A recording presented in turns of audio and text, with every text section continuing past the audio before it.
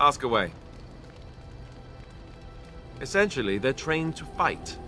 The Chantry would tell you that the Templars exist simply to defend. But don't let them fool you. They're an army. The other main purpose for a Templar is, of course, to hunt mages. To that end, we train in talents that drain mana and disrupt spells.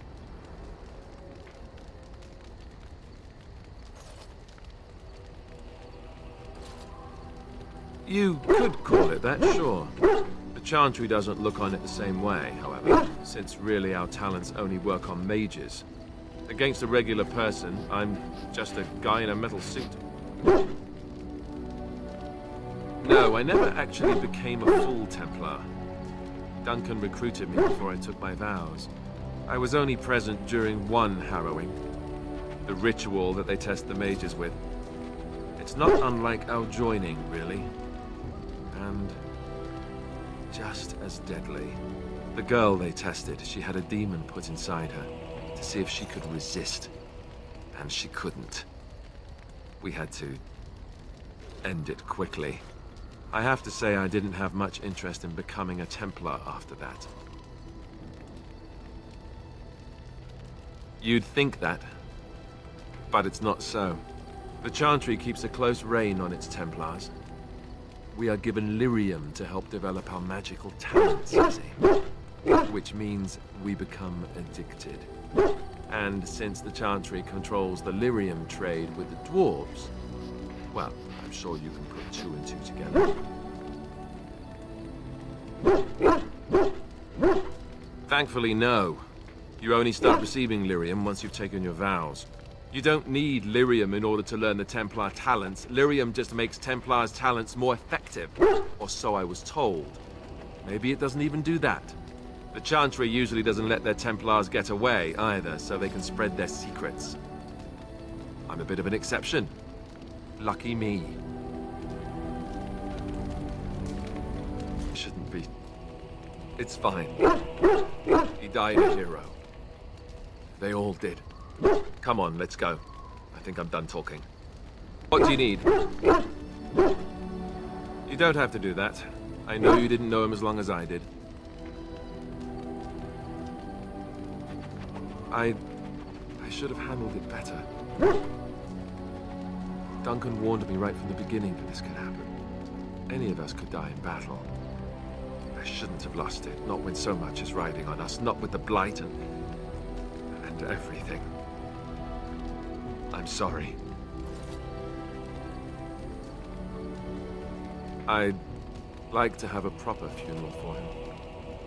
Maybe once this is all done, if we're still alive. I don't think he had any family to speak of. I suppose he did. It probably sounds stupid, but part of me wishes I was with him, in the battle. I feel like I abandoned him.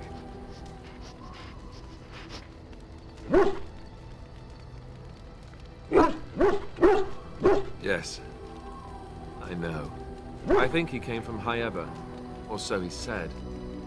Maybe I'll go up there sometime. See about putting up something in his honor. I don't know. Have you had someone close to you die? Not that I mean to pry, I'm just...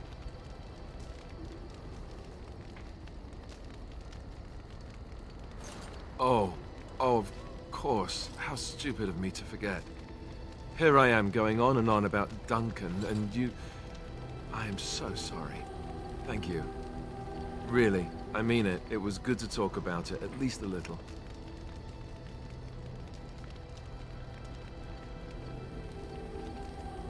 That's good to hear. It's nice to know I'm not the only one who remembers him.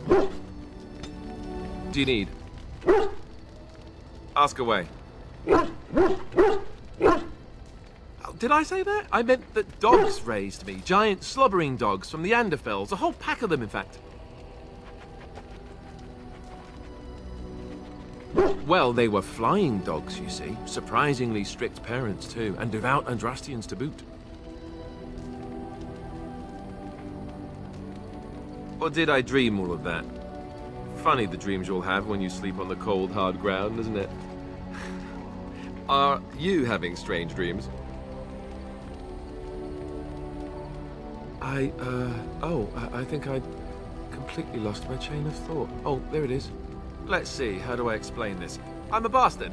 And before you make any smart comments, I mean the fatherless kind. My mother was a serving girl in Redcliffe Castle who died when I was very young. Arleman wasn't my father, but he took me in anyhow and put a roof over my head. He was good to me, and he didn't have to be. I respect the man, and I don't blame him anymore for sending me off to the Chantry once I was old enough.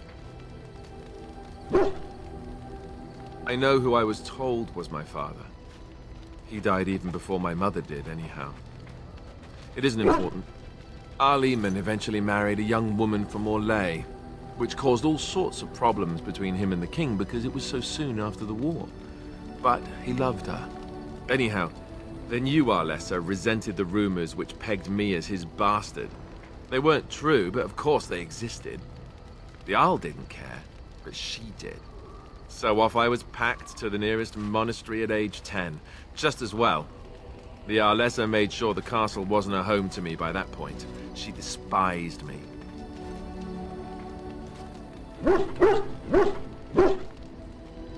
Probably. It was just a kindness he did to a woman who had served him anyway. I didn't sleep on silk sheets in the keep or anything. I remember I had an amulet with Andraste's holy symbol on it. The only thing I had of my mother's. I was so furious at being sent away, I tore it off and threw it at the wall and it shattered. Stupid, stupid thing to do. The Arl came by the monastery a few times to see how I was, but I was stubborn. I hated it there, and blamed him for everything. And eventually, he just stopped coming. And raised my dogs. Or I may as well have been, the way I acted.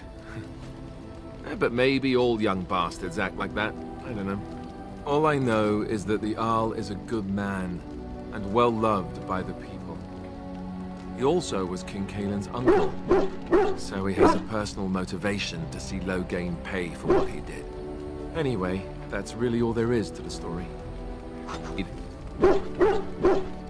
Ask away. Have you seen the uniform? It's not only stylish, but well made. I'm a sucker for good tailoring. I keep it hidden under my pillow. Sometimes I'll take it out just so I can hug it fondly and remember the good old days. Brings a tear to the eyes, you know.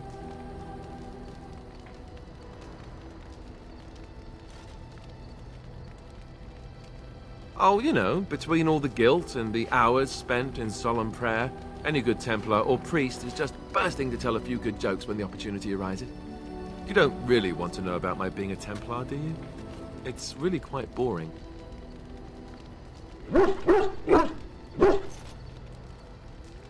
Then let's just get back to what we were doing. No offense, but I'd really rather not discuss it. What do you need? Ask away. I suppose I could, but I really would rather not. When the Grand Cleric let Duncan recruit me, she made me swear never to reveal Templar secrets outside of the Chantry. I'd rather not go back on my word. Ask me later, perhaps. Maybe I'll change my mind. This is not something small you're asking, after all. You know, maybe this isn't the best time to be thinking about this, but I've something to ask you. Chances are we'll be heading to Denerim soon. And when we're there, I wonder if we might be able to look someone up.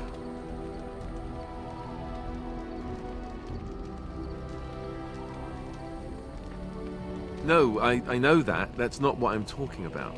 The thing is, I have a sister, a half-sister. I told you about my mother, right? She was a servant at Redcliffe Castle and she had a daughter. Only I never knew about her. I don't think she knew about me either. They kept my birth a secret after all. But after I became a Grey Warden, I did some checking and, well, I found out she's still alive. In Denerim. No. I thought about writing her, but I never did. And then we were called down to Ostagar, and I never got the chance. She's the only real family I have left. The only family not also mixed up in the whole royal thing.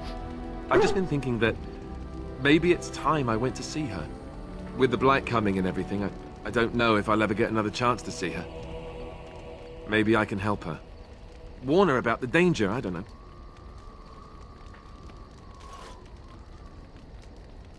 I'm not sure. I don't know anything about her except her name and where she lives. Her name is Goldana, and I think she remarried but still lives just outside the alienage. If we're in the area, then, well, it's worth a look. Something on your mind? Not unless they were asking me for a favor. Well, there was that one time in Denerim, but those women were not like you. Why? Is this your way of telling me you think I'm handsome? Oh, nothing much. I just get to grin a bit and look foolish for a while. At your service.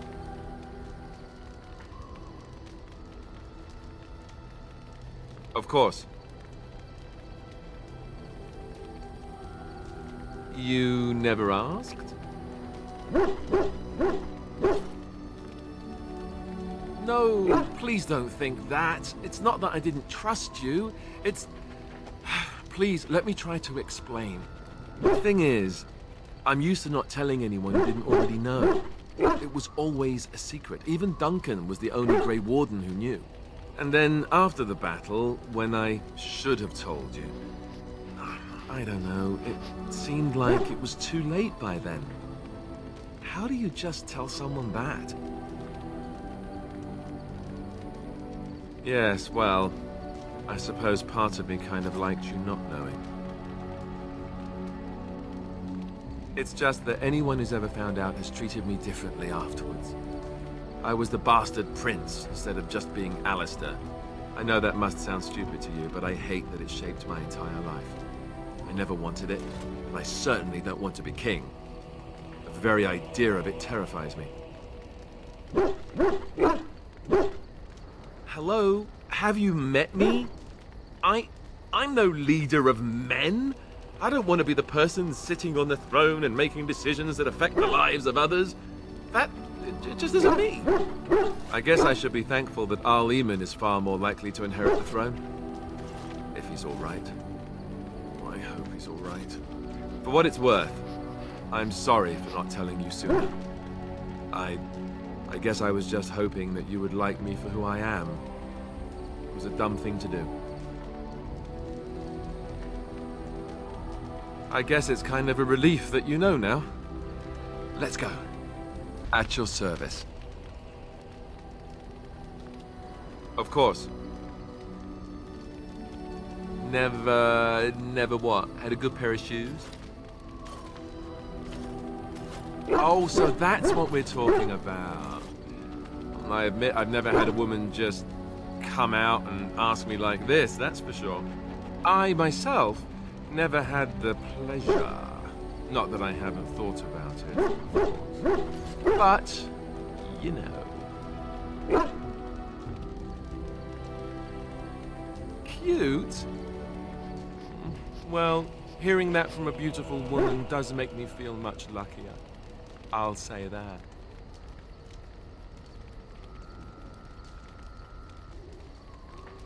Of course you are, and you know it. You're ravishing, resourceful, and all those other things you probably hurt me for not saying. That's what I'm here for. It's a tough job, but somebody has to do it. Let us be off then, lest your risque talk make my ears blush. At your service. Well, we're in camp. Now's as good a time as any to talk, right? You know, I was just thinking the same thing. Given the circumstances, things could have been so much worse. I'm so grateful that you're you, instead of some other Grey Warden. That sounded better in my head. I just mean to say that I can't imagine having done this without you. Now we just need to be rid of that pesky archdemon, and everything will be back to normal, right?